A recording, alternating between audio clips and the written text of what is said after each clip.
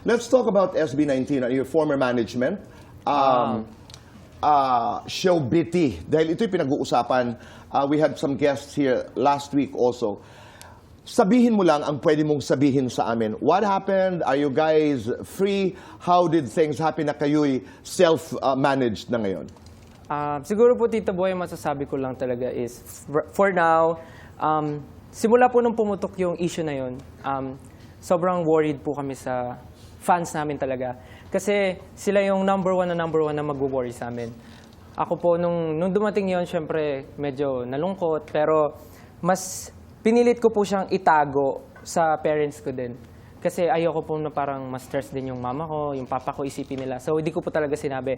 And of course, yung fans namin, ayaw rin namin na mag-alala sila or parang super malungkot sila. Pero, syempre, Tito Boy, ang balita, hindi talaga yan maitatago. So, parang lalabas at lalabas. So, nang lumabas siya, nangyari na po ang lahat.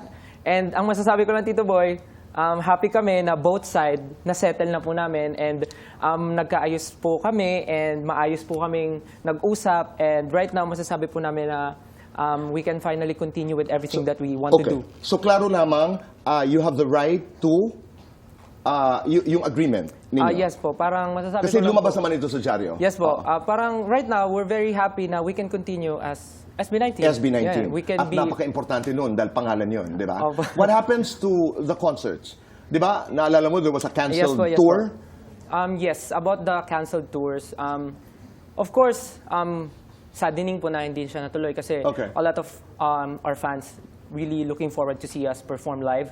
But for now, all I can say po, Tito Boy, is let's just wait for the news po. Kasi we're not sure pa po kung ano pa pong mga next gagawin namin. Kasi right now, inaayos pa po namin ang mga nangyari before na hindi namin inaasahan. Kaya right now, nandun po kami sa building ulit kung ano yung possible namin gawin for SB19, parang ganun. And So, yung isa-isa solo-solo, lamang. opo, isa-isa lang. Parang smoothly but surely. Parang Pero ganun. maganda, di ba? Ang ganda ng Pasko. Naayos ito. Masaya po ang lahat.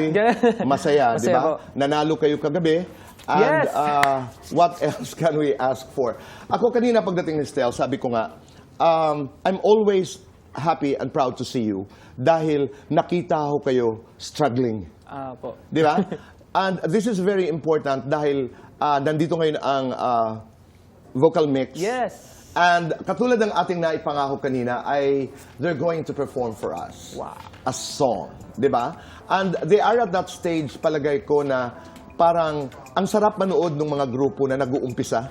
And Totoo then po yan, years Tito Boy. later, di ba? Yung wow. Opo, totoo po Lalo yan. na ikaw because you're part of their journey. Yes, Tito Boy. So,